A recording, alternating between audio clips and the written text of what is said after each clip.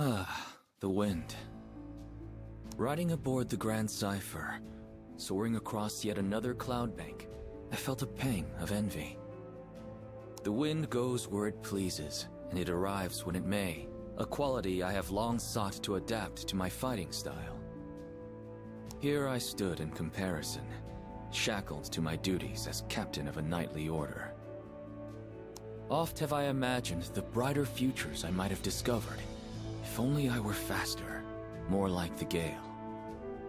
Had I risen like a storm front, I could have prevented wars. Had I rushed like a squall, I could have circumvented tragedy. But as the wind continues flowing forward, so too does the passage of time. Idle ponderings would change nothing. I had exchanged my freedom for the greater good. Quietly, I repeated a promise I made long ago. Henceforth, I shall endeavor to combat adversity, so much as I can, for as long as I live. Happily, this hasn't been a hard course to follow, for it runs parallel to the path of the crew, gracious hosts and, on occasion, lively companions. I want you to broaden your horizons for the betterment of our kingdom. I now see the wisdom and kindness behind King Carl's decree. For it was my journey aboard the Grand Cipher that taught me how to cast control to the winds, to ride unbound and at the mercy of the gales.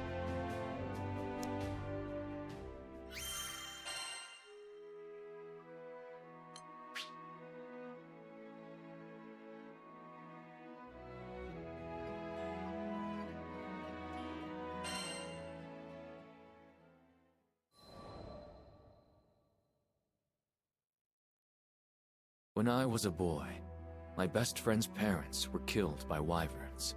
After witnessing the depth of his grief, I decided I would become a knight. I would protect the kingdom from monsters and the tragedies they wrought. But there was one massive wall standing between me and my goal. It was not aptitude, for I had some talent with the sword, but the station of my birth. At that time, Fiendrock was a kingdom run by its aristocracy. Commoners were restricted to a life of labor, and the knightly orders were composed entirely of noble houses. Immediately I was rejected, told that I could offer my sweat to the crown, but not my blood, for it lacked the proper lineage. I was not deterred. Who was to say that our stone-walled villages could not breed warriors as well as our gold-gilded courts? I studied, I trained, and I worked harder than any man had ever worked to become a knight. In the end, my efforts bore fruit. Siegfried, who at the time was still in the service of the king, understood my plight and changed the course of history. He allowed me into the order of Black Dragon Knights. But uneasy rests the commoner with new acquired titles. The nobility would only be too eager to dismiss me over the slightest misstep and prevent the chivalrous orders from being contaminated by peasant filth. I could not fail. The weight of my people and the future of the kingdom spurred me. I had to become the perfect knight. My ascension was not easy. If given a choice, I might have chosen a different path. But when I had at last emerged from the crucible of trial and tragedy, I was a changed man. I was the captain of the White Dragon Knights.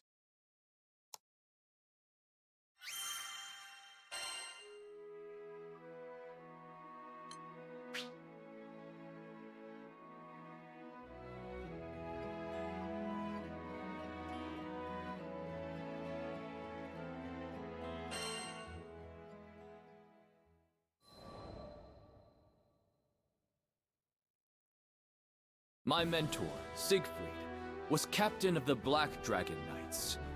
He once saved the kingdom by killing the dreaded dragon, Fafnir, and vouched for me when no other would. So when my friend and counselor was convicted of regicide, I felt betrayed.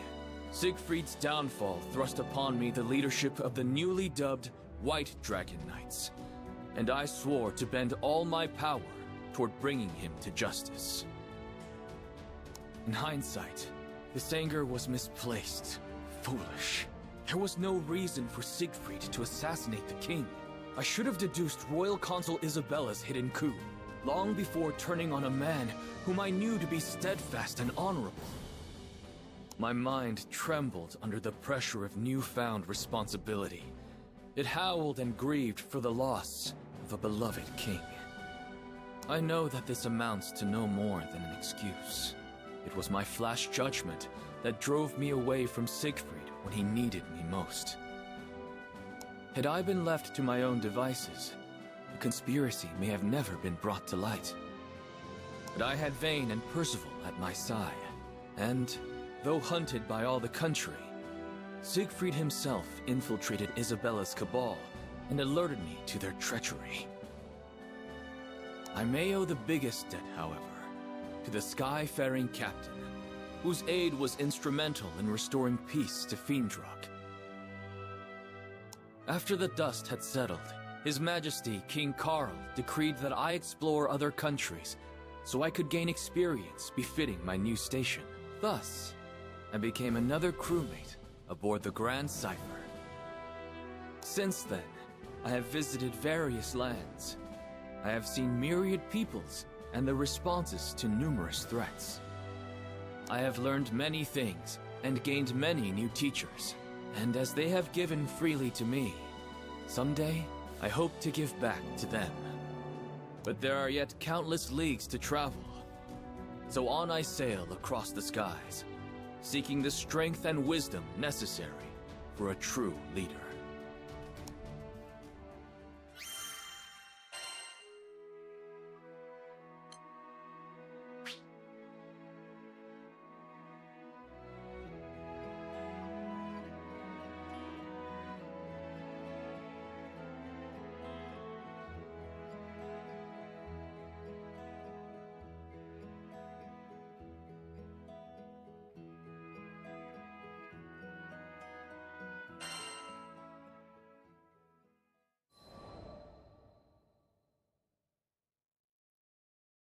Zega Grande Skydom.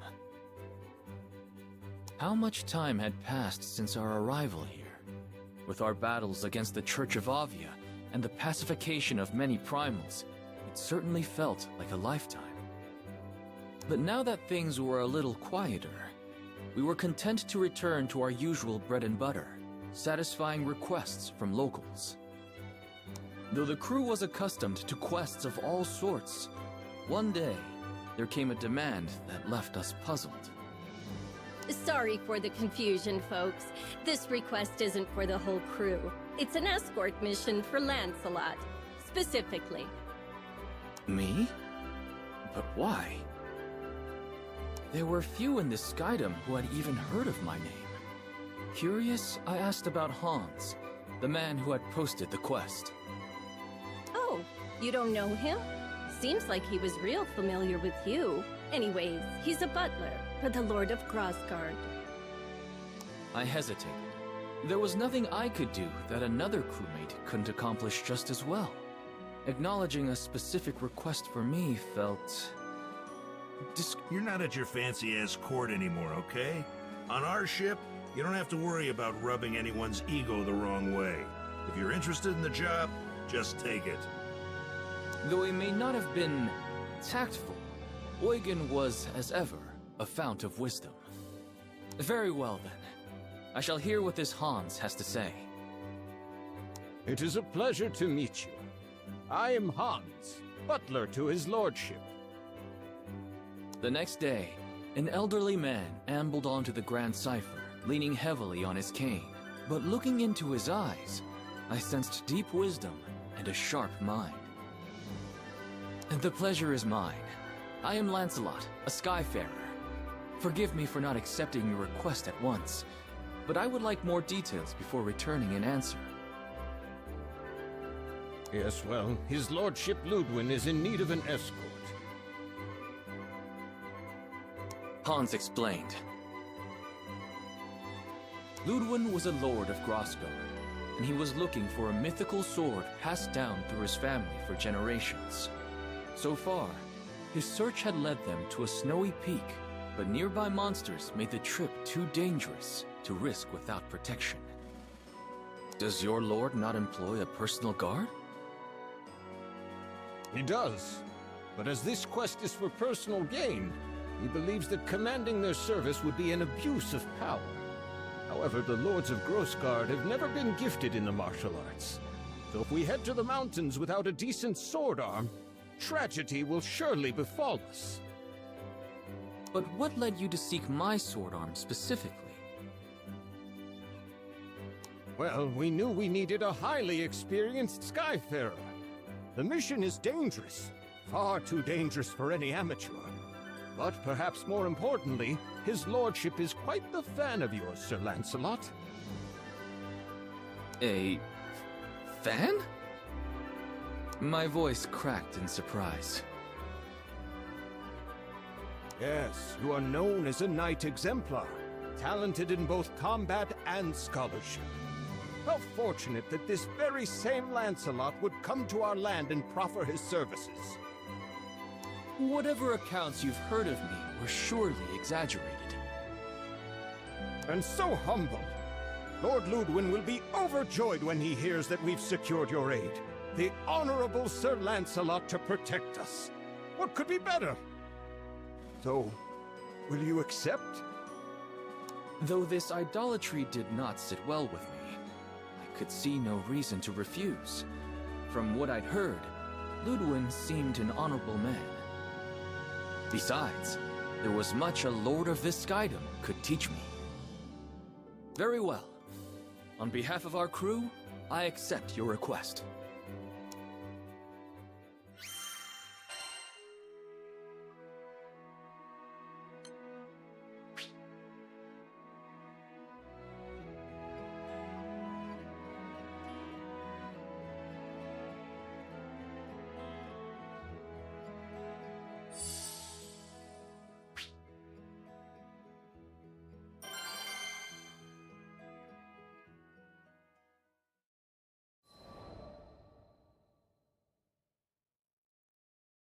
Hans and Ludwin were waiting for me at the foot of Mount Nagelith.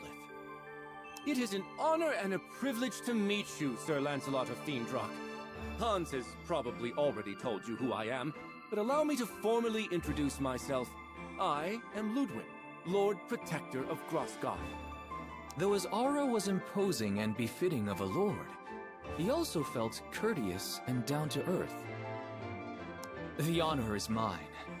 Though I am now no more than a Skyfarer, I swear to protect you and yours with my life, should it come to it.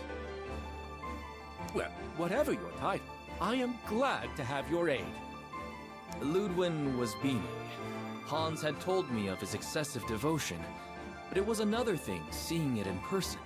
I suddenly felt I wasn't quite sure how to conduct myself. Right.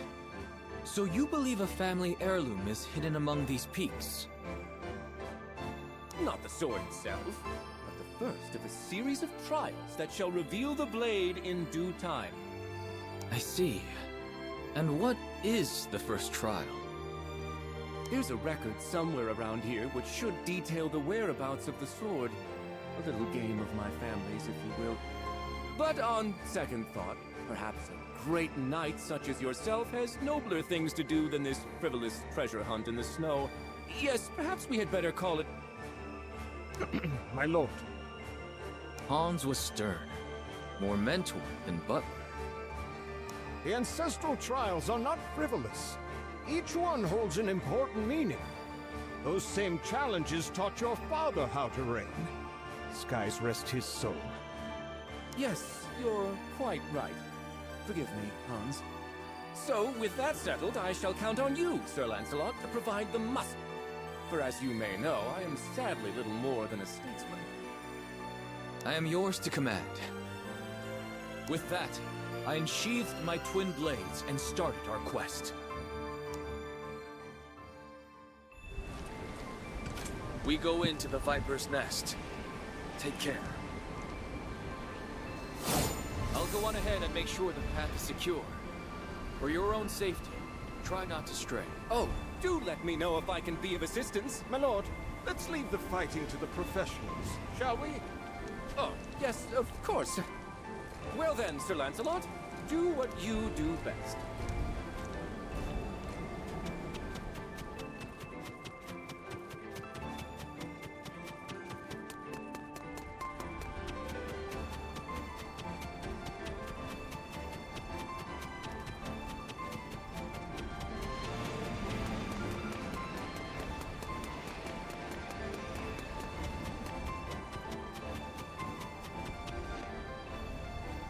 The bridge is down! Now what will we do? Let's search for another path. This mountain is vast. I doubt this is the only trail. That looks like a way forward. The footing seems a bit treacherous. Please watch your step.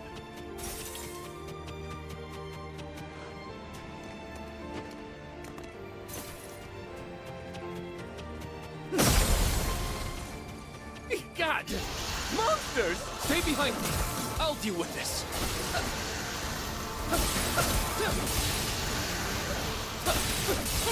Wait. I think that was the last of the monsters. What glorious form, Sir Lancelot! It is a pleasure to watch you work.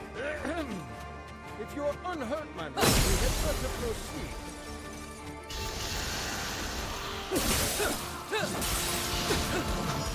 It's hard to breathe.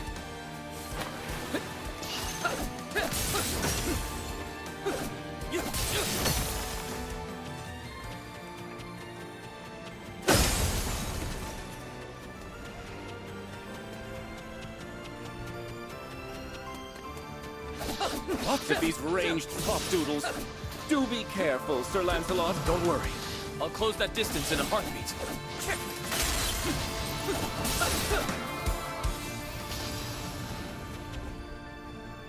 Is this a dead end? No. Look! A chest! Wait, this monster. Get behind me! A giant eyeball! I think I've read about this monster! Nazar Bonju! Correct. Our crew has faced it once before. Ah, such daring do, brave On my Lancelot! blood. Fall!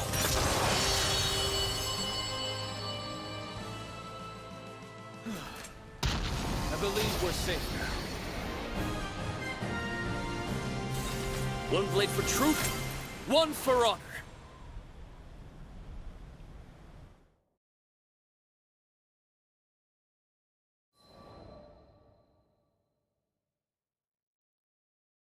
Impressive! The Twin Fang prodigy does not disappoint.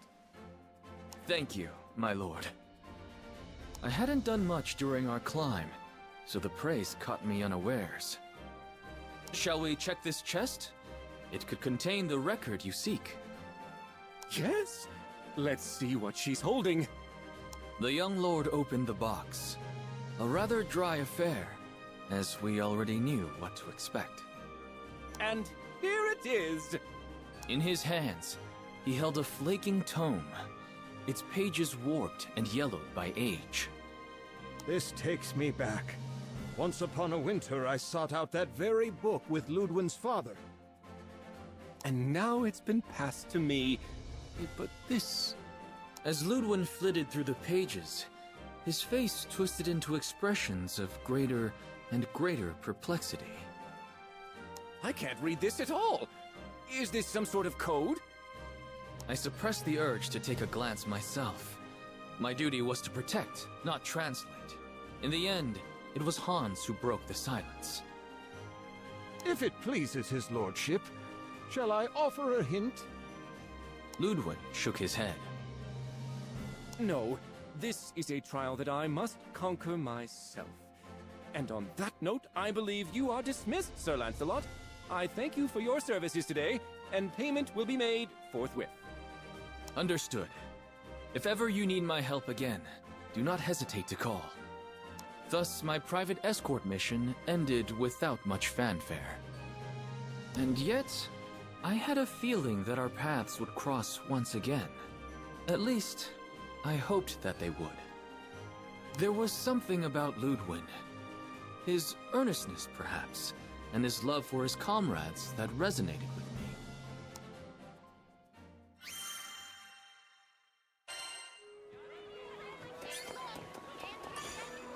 Need something?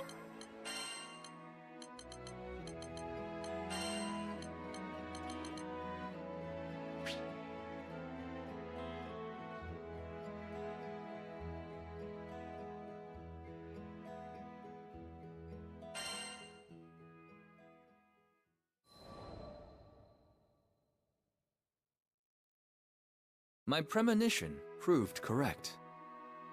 His lordship finds himself in need of your assistance once more. Hans's voice was almost apologetic. What troubles him? You remember the record we found on our previous trek, don't you? I nodded. The Lord of Grossgard was searching for a family heirloom, and this record detailed its whereabouts.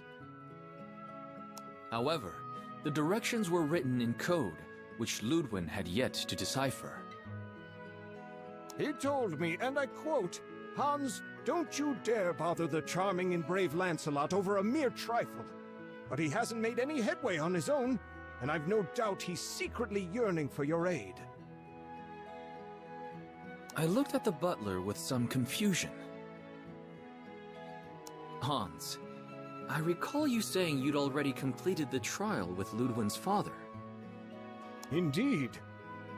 Then your assistance would be far more valuable than mine. Come now, it is a butler's duty to serve his liege's best interests, and Lord Ludwin's shall be best served with my silence. I suppose Ludwin would never grow if Hans simply led him to the answers. Better that we pieced out the puzzle together. Very well.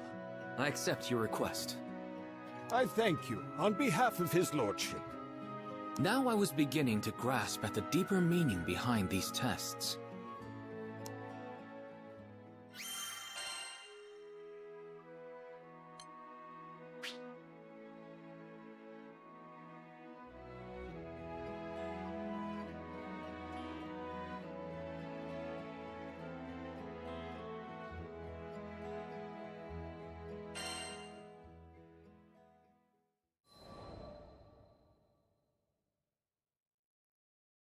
Hans took me to Grossgard.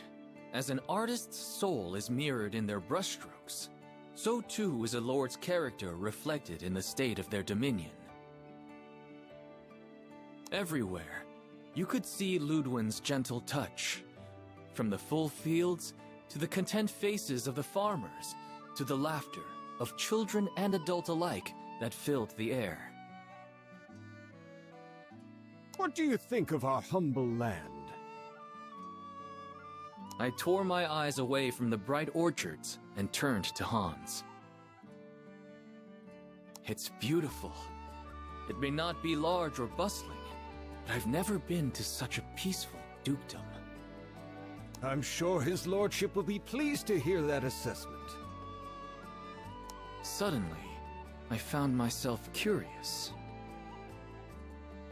Earlier, you said that the ancestral trials would teach Ludwin how to rule.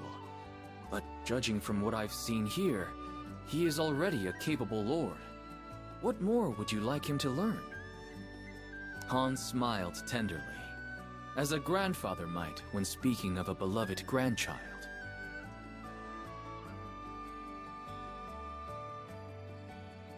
I should have known an avid scholar like yourself would read between the lines. Make no mistake, Ludwin is not a perfect leader yet. But it is not my place to discuss his flaws. Then tell me this. Are his flaws related to his family's inability to fight? Let us call it a starting thread, but the full tapestry is so much more. I decided not to pry. I already had the information I needed to guide Ludwin through his trial.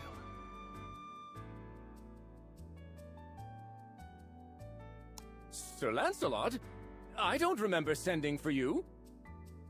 Of course, the Lord was surprised to see me.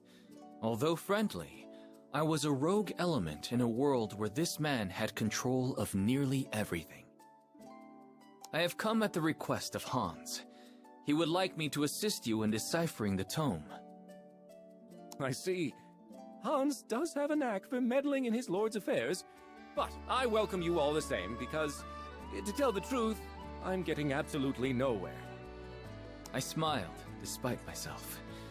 It was nice to meet a noble who wasn't spilling over with pride. Hans beckoned me to his desk, and I leaned over the old tome. What do you make of it? This must be child's play for a famed warrior scholar. He looked at me with expectant eyes. I'm sorry, but I can't decipher this. We will need to enlist the help of an expert. Expectation turned to astonishment. Lancelot, though you fight like a storm, your mind is as clear as the stillest of ponds. I can't believe you'd need to ask for assistance. Can't you?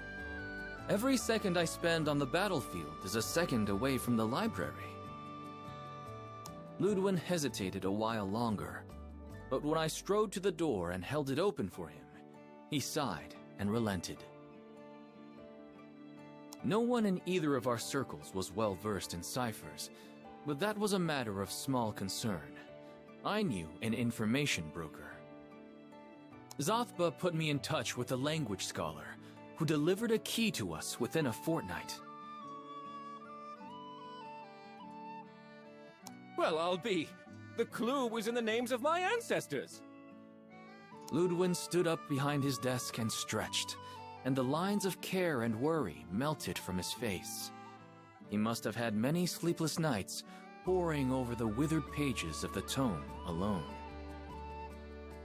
Thank you, Sir Lancelot. I can finally read the damn thing. It's only a matter of time now until I find the sword. It was my pleasure. I look forward to news of your success. But I already knew. Before the unearthing of the blade, Hans would come to visit me one last time.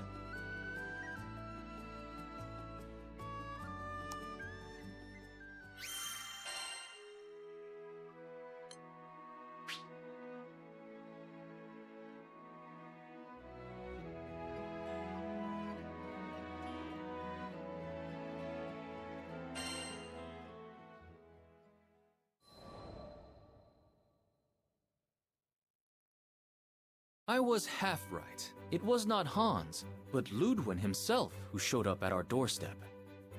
I deciphered the record, and I know where the sword is buried. He was so excited he completely forwent pleasantries. I know I should go alone, with Hans of course, but the tome says we must fly to Skyworm Valley, which is riddled with monsters. It's a terrible place for a lord to be made into dragon kibble. I knew what he wanted me to say. Very well. Please, allow me to accompany you. Really? Wonderful! I mean, only if you wish. This must have been the flaw Hans was alluding to. Ludwin was afraid of his own power. He dreaded the responsibilities that came with leadership. The Lords of Grossgard were not warriors and hadn't been for generations. They depended on their subjects for protection, but as I'd learned, Ludwin was loath to do so. Up until now, this has not posed a problem. Small skirmishes were all that troubled the peace of his dukedom. But what would happen should a great war march on his borders? Would his honor eventually spur him to the front lines? To death? The place of a lord and general is with the rear guard. There, they must order the battle and conduct diplomatic affairs. But it is hard, sitting and conversing in safety while your soldiers are risking their lives. As captain of the White Dragons, I knew this better than anyone.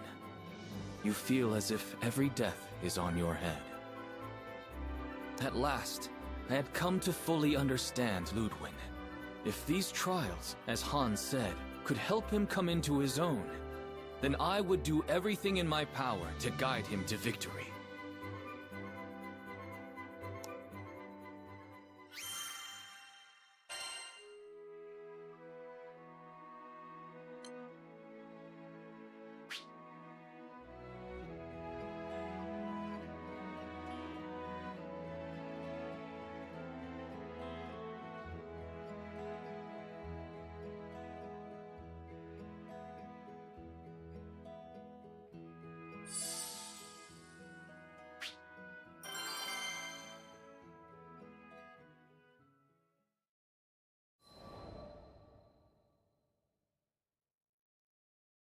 The day arrived.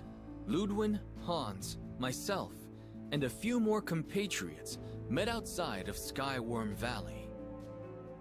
Lancelot, thank you for coming, but I wasn't aware there would be others with you. Who are these people? He looked with wide eyes at the rest of the crew, whom he had never met before. I have heard terrible monsters lurk in these parts. Alone, I would not have been able to guarantee your safety. These are my crewmates, each one a warrior of great strength and honor. Not that I don't appreciate their presence, but Sir Lancelot, surely a knight of your caliber could cut through these beasts with both hands tied behind your back. Chance, my lord, is as unpredictable as the weather. A wise skyfarer prays for a gentle current, but prepares for a vicious storm. Ludwin nodded thoughtfully. Very well. Best I leave the knighting to the knights.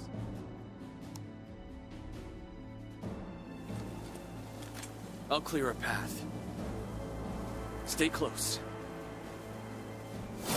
Are you ready to begin the trial? Now or never. Let go. Hey, look! The welcome squad! Our attacks aren't working! Is this part of the trial? Wait, I remember. The record said a single link does not a chain make. So fighting one at a time won't work?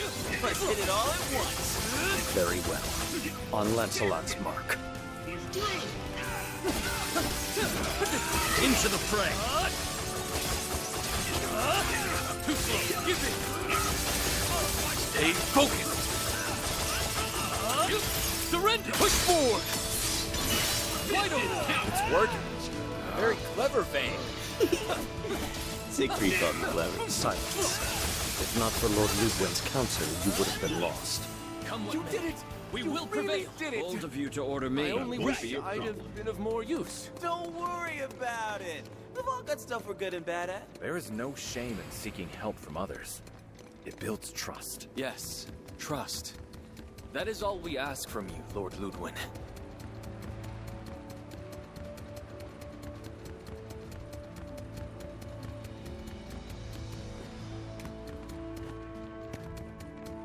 Looks like we've reached the second trial. There are so many spirits around. We best fight in formation. This may be similar to the I shall not previous falter. trial. Very well. Leave the vanguard to me. Good team! We're gonna be so in sync. Wait. I'm about to see 4 legendary knights in battle at once? That keepers to behold!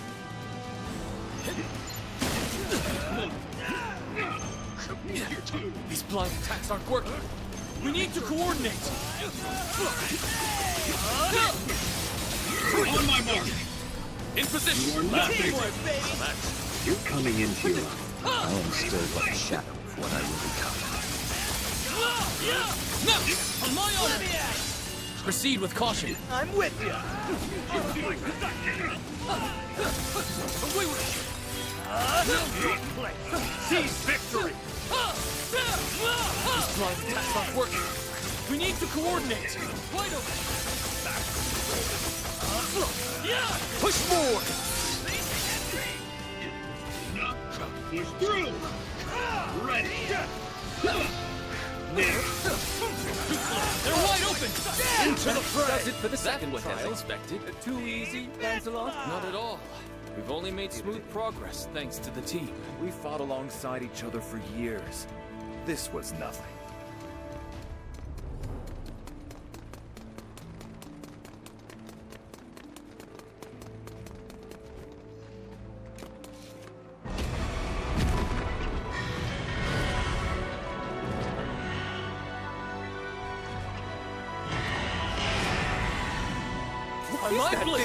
It's huge! Sheriff, Let's go! it is a dead soul, given form by evil spirits. The dead? We can fight the dead! Retreat! Ivory was one! Retreat! Remain calm. We can...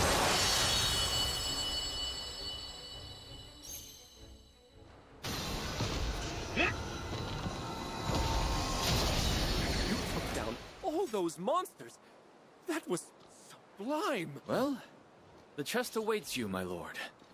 Open it and claim your prize. Ah, yes. Of course.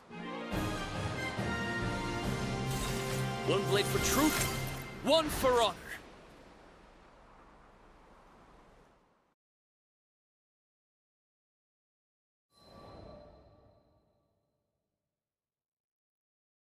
After numerous trials, we arrived at last in front of a lone treasure chest.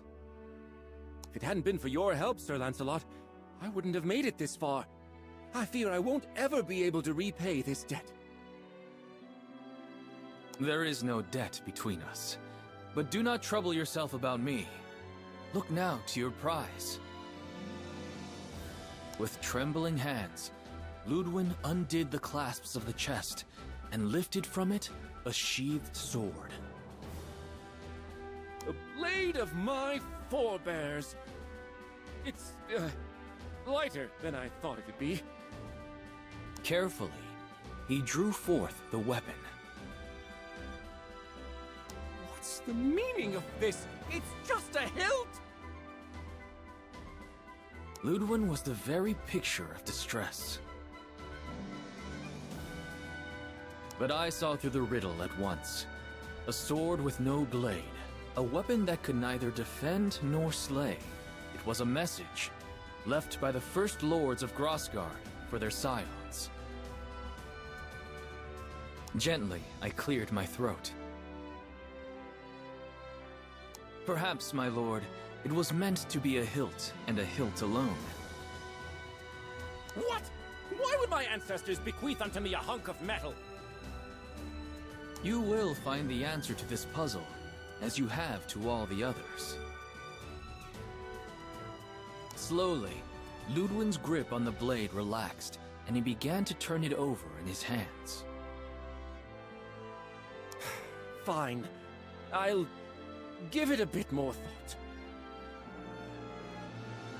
Sir Lancelot, do you really think his lordship will be able to figure it out?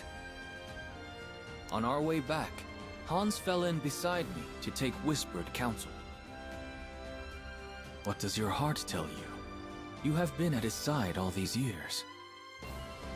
Hans made no reply, but I saw the shadow pass from his face and a soft light come into his eyes.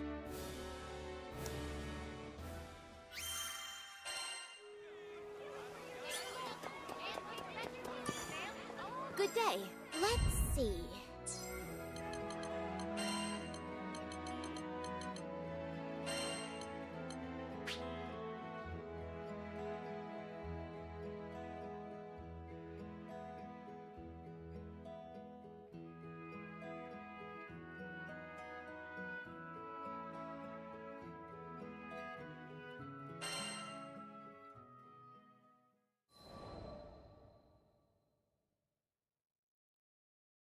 The third day after we had returned, Ludwin came calling.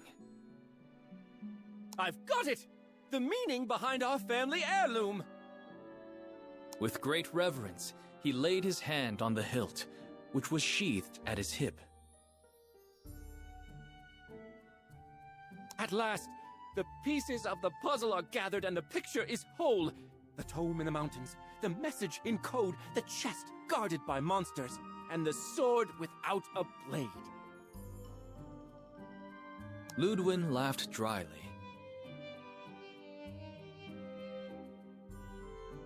Sir Lancelot, I love this land, passed down to me by my forebears. I love its gentle rills, its rolling hills, its honest laborers, and its noble warriors. I would do anything to keep them from harm. But he could not fight his own battles. He spoke of one such conflict that occurred within his dukedom. He was forced to flee to safer grounds, while the blood of his people mingled with the dirt. The guilt ever gnawed at him, robbing him of his happiness and repose. In the midst of his troubles, Hans told him of a legendary blade. The young lord grew convinced that this sword would bestow upon him the strength he needed to protect his own. I wanted to be everything for my people. A great warrior like you, and also a wise general, and a benevolent lord. But now I see that one person does not make a country. I am the hilt which guides the sword. And the people are the blade, which are its strength, leader and follower. One is lost without the other. Emotion stirred within me, and I drew a trembling breath. My lord, we are more alike than you think. There was a time when I blamed myself every time I lost a knight. I tried to shoulder the burdens of my kingdom alone, thinking I was protecting everyone. But I was wrong, for my fall would have meant the ruin of all.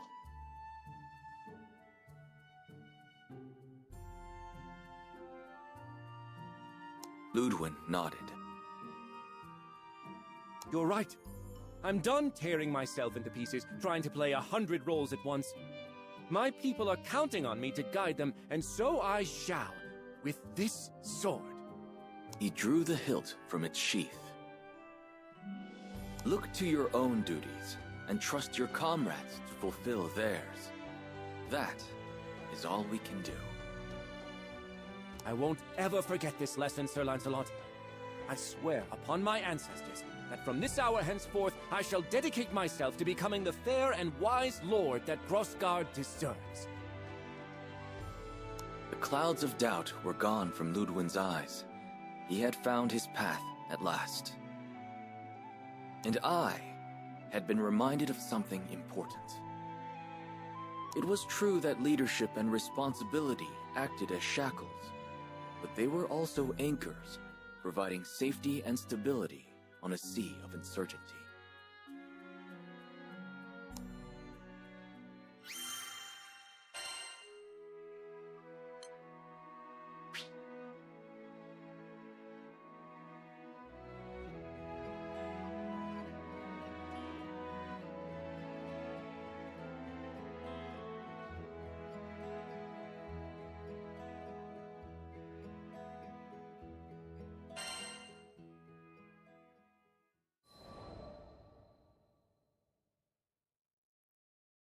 Months later, word reached me concerning the Lord Ludwin of Grossgard.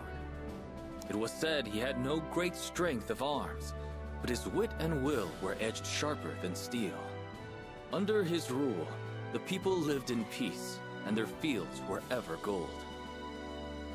But the young lord never accepted praise for his deeds. He always spoke of the loyalty of his subjects and the wisdom of a foreign knight. It seems his idolatry of me still hasn't changed. But as Ludwin has grown into his title, perhaps I too should learn to bear my mantle with pride. I am Lancelot, captain of the White Dragons and son of Fiendrock.